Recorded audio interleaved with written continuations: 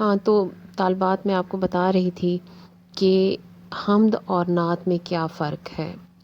با خدا دیوانہ باشد، با محمد ہوشیار، کہ اللہ کی محبت میں آپ اپنے جذبات کا اظہار جس طرح بھی کہیں، اللہ کی محبت ہو دل میں تو جو کچھ بھی کہیں وہ اللہ کے ہاں مقبول ہے۔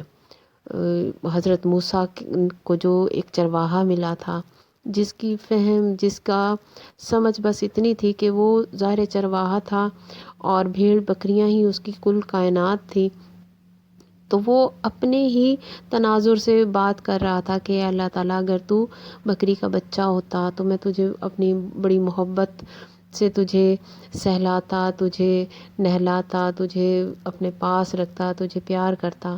تو حضرت موسیٰ علیہ السلام نے اس کو ڈانٹ دیا کہ تم کیا کہہ رہے ہو، نعوذ باللہ، اللہ تو بہت بڑی ذات ہے، کائناتوں کا مالک ہے، تو تم یہ کیا کہہ رہے ہو۔ لیکن جب حضرت موسیٰ اللہ کے پاس گئے تو اللہ نے کہا کہ اے موسیٰ، تمہیں کیا پتا کہ وہ اس کی محبت بھرے الفاظ مجھے کتنے پسند آ رہے تھے۔ ٹھیک ہے، تو اللہ کی محبت میں جو جیسے کہے، تو اس حوالے سے مجھے دو حمد جو ہے وہ میں آپ کو سناتی ہوں۔ پہلی ہے احمد فراز کی، میرے عصر کے موسیٰ۔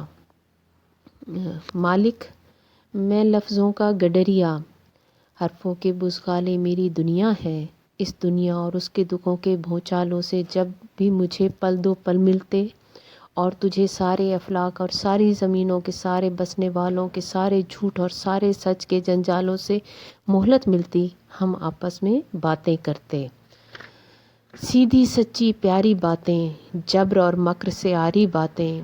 تو شبنم تھا، تو موتی تھا، تو خوشبو تھا، میں پتا تھا، میں پتھر تھا، میں آنسو تھا، لیکن میل رہا دونوں کا، دونوں ہی نے اکثر سنا کہا دونوں کا۔ مالک میں نے اکثر سوچا، تو جس کو دن کا آرام نہ راتوں کی نیندیں حاصل ہیں، ساری دنیاؤں کی مسافت کرتے کرتے اپنے گلوں اور گلوں کے چرواہوں کی چاہت کا دم بھرتے بھرتے، شہد کی نہریں زہر کے ساگر تکتے تکتے کبھی کبھی تھک جاتا ہوگا، تیرے گیسو کاہے کشاں کی دھول سے اٹھ جاتے ہوں گے، اور تیرے شانے سارے زمانے کے انبار سے دکھتے ہوں گے، تیرے پاؤں ازل سے لے کر ابد تلک پھیلے ہوئے صحراؤں کے سفر سے چھالوں سے پٹ جاتے ہوں گے، اور تیرے پیبند لگے ملبوس کے بخیے شاید جگہ جگہ سے نکل چکے ہوں۔ مالک تو ایک روز اگر سارے زمانے، سارے ٹھکانے، سارے فسانے بھول کے میرے پاس آئے تو میں تیرے ریشم جیسے لامبے بالوں کو بستی کے واحد چشمے کے چاندی جیسے پانی سے دھوؤں، تیرے تھکے ہوئے شانوں کو آہستہ آہستہ دابوں اور سہلاؤں، تیرے چھلنی چھلنی پاؤں کے تلووں سے ساری تھکن کے کانٹے چن لوں، تیرے دریدہ پیراہن کے ایک ایک چاک کو ٹانکوں، اور جب تجھ کو پیاس لگے یا بھوک لگے تو سچے لفظوں کی سب سے اچھی بھیڑوں کا خالص تازہ دودھ پلاؤں، اور پھر تجھ کو اپنی نیکی روتی ہوئی آنکھوں کے سسکتے گیت سناؤں، تاکہ تو صدیوں کا جاگا تھکا ہوا اس کھلی فضا کے میدانوں میں کچھ لمحوں کو سو جائے، آرام کرے۔ مالک تو میری باتوں پر کتنی محبت سے ہنستا ہے، لیکن میرے عصر کے موسیٰ برہم ہے۔ تو یہ احمد فراز کی نظم کہ اللہ کی محبت میں، یعنی کہ آپ اقبال نے بھی تو کہا تھا نا کہ کبھی اے حقیقت منتظر نظر آ لباس مجاز میں، کہ ہزاروں سجدے تڑپ رہے ہیں میری جبین نیاز میں، کہ اللہ تعالیٰ تو کبھی ایک مجسم حقیقت کے طور پر میرے سامنے آ، کہ جس کا ہم پوری انسانیت جس کا انتظار کر رہی ہے کہ وہ ہستی پاک کیسی ہوگی، تو میرے جو سجدے جبین میں تڑپ رہے ہیں وہ جو تجھے دیکھ کر وہ سجدہ ریزی کرنا چاہتا ہوں، تاکہ میں تمہیں دیکھ سکوں۔ اور تو یہ ایک اور نظم ہے جو میرے سامنے آ گئی ہے، یہ ہے مبارک شاہ کی بنام خدا۔ یہ بھی اللہ تعالیٰ سے اسے بھی ہم سمجھ لیں کہ اے خدائے زندگانی تجھے کیا کہوں کہ کیا ہے میری عمر مختصر میں، یہ شمار عہد رفتہ وہ حساب عمر فردا۔ اے خدائے زندگانی تجھے کیا کہوں کہ کیا ہے میری عمر مختصر میں، یہ شمار عہد رفتہ وہ حساب عمر فردا۔ یہ گئی رتوں کے چرکے وہ نئی رتوں کے دھڑکے، کبھی تیرے دل پہ گزریں اگر ایسی وارداتیں، مگر ایسی وارداتیں تیرے دل پہ کیسے گزریں؟ کبھی تیرے دل پہ گزریں اگر ایسی وارداتیں، مگر ایسی وارداتیں تیرے دل پہ کیسے گزریں کہ تو وقت کے تصور سے ہی آشنا نہیں ہے، تیری ابتدا نہیں تھی تیری انتہا نہیں ہے، تیری ابتدا نہیں تھی تیری انتہا نہیں ہے، تیرا حال ہے نہ ماضی نہ تجھے گمان عقبہ، کہ تو دشت لا مقامی ہے اسیر جاودانی۔ اے خدائے زندگانی تو ازل ازل کا تنہا، میرے سانحے سے شاید تیرا المیہ بڑا ہے، تیرا درد لا دوا ہے تو خدا ہے لا فنا ہے۔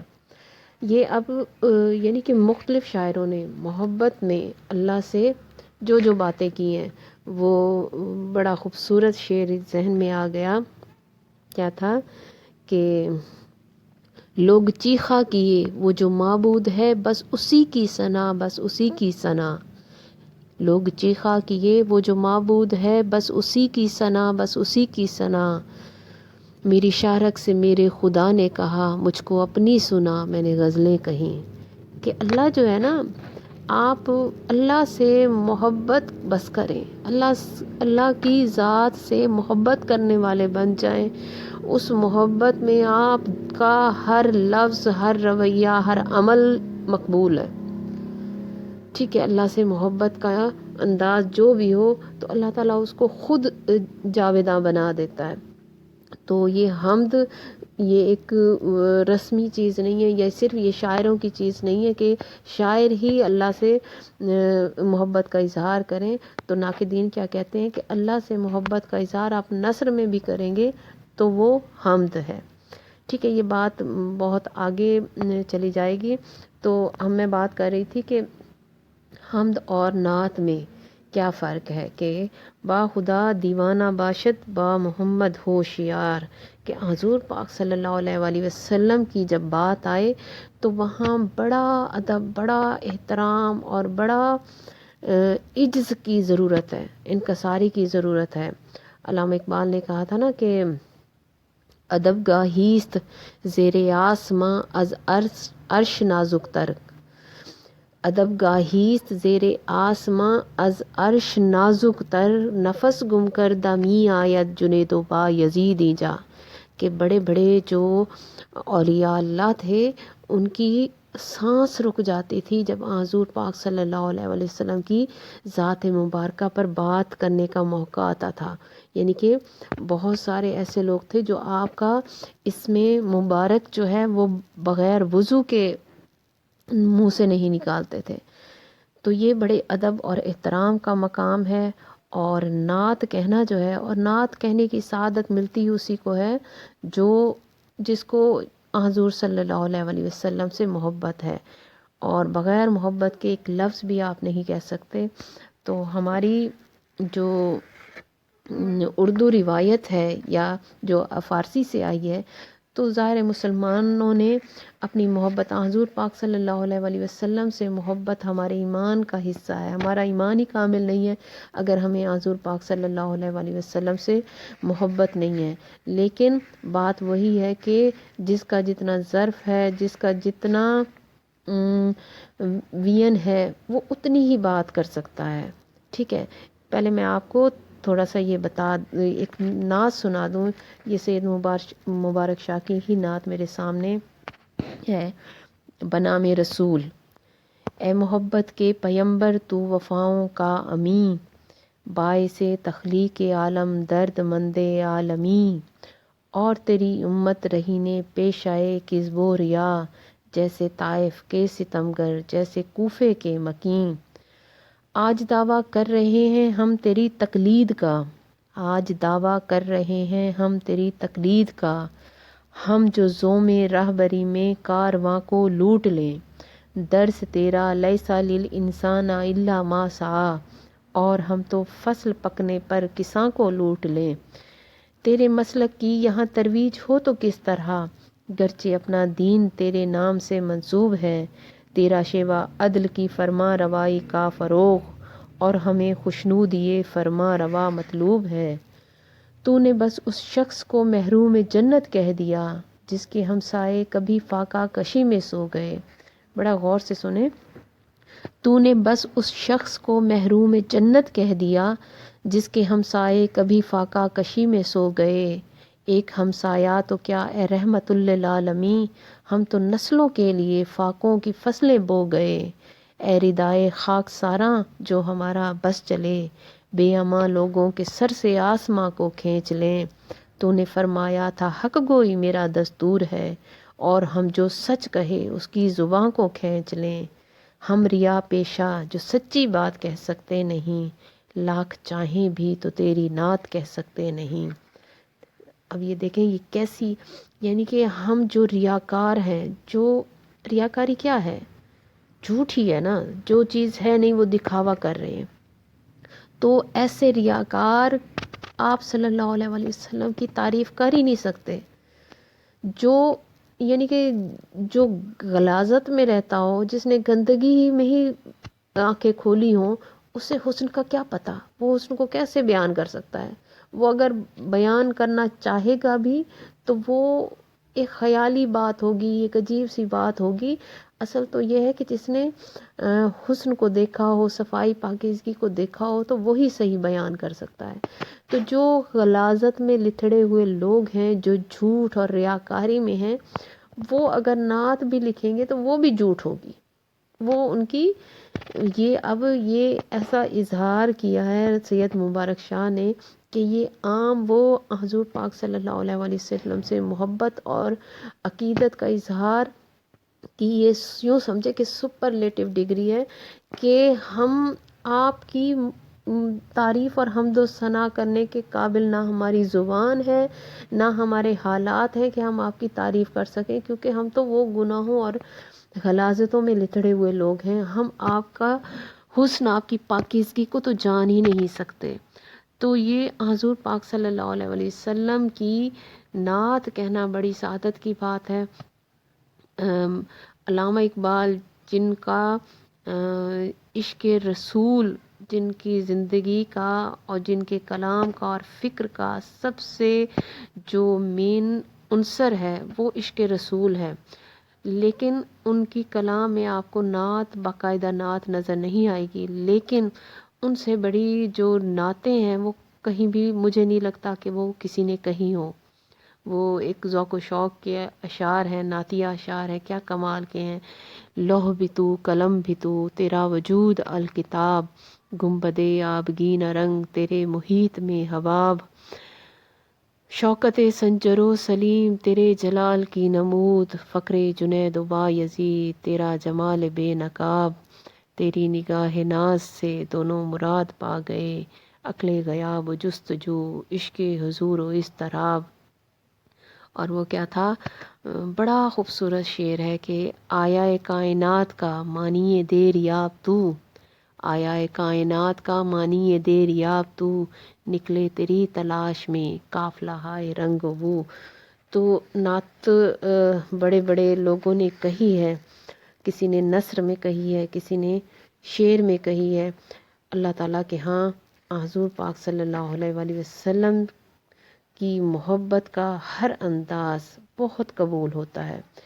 یہ ایسی نیکی ہے جو ہر لمحہ جو ہے یوں سمجھے کہ وہ ملٹی پلائی ہوتی رہتی ہے۔ اب نعت کے حوالے سے میں آپ کو کچھ اسکالرس کے اقتباسات لکھوا دیتی ہوں تاکہ اگر آپ اپنی اسائنمنٹ بنائیں تو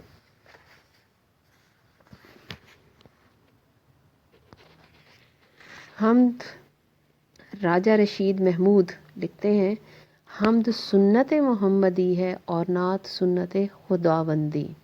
حمد سنت محمدی ہے اور نعت سنت خداوندی۔ حمد مخلوق خدا کا فعل ہے اور نعت مخلوق کے ساتھ ساتھ خالق حقیقی بھی کہتا ہے۔ ٹھیک ہے، یہ سمجھنے کہ نعت کی فضیلت یہ ہے کہ نعت کہنے والی ذات خود اللہ تعالیٰ کی ذات پاک ہے۔ اس کے علاوہ مختلف جو ابو الخیر کشوی لکھتے ہیں، نعت گوئی اگر شمشیر کی دھار پر سفر ہے تو حضور صلی اللہ علیہ وآلہ وسلم سے خطاب حرف و بیان کے اس پل صراط سے گزرنا ہے جس کے نتیجے میں آنے والی پل صراط کے سفر کی کیفیت کا تعین ہوگا۔ کیا بات کہی ہے۔ آگے لکھتے ہیں ابو الخیر کشوی اسی مضمون میں، نہیں یہ دوسرا مضمون ہے، نعت اور آداب نعت گوئی۔ نعت کا لفظ حضرت محمد صلی اللہ علیہ وآلہ وسلم کی ذات گرامی اور صفات حمیدہ و طیبہ کے بیان کے لیے مخصوص ہے، جبکہ دوسری ہستیوں کے لیے وصف، مدح، مدحت، منقبت، تعریف، توصیف کے الفاظ کا استعمال انہیں ممتاز و مختلف کرتا ہے۔ حضور پاک صلی اللہ علیہ وآلہ وسلم کی وصف نگاری کے ذریعے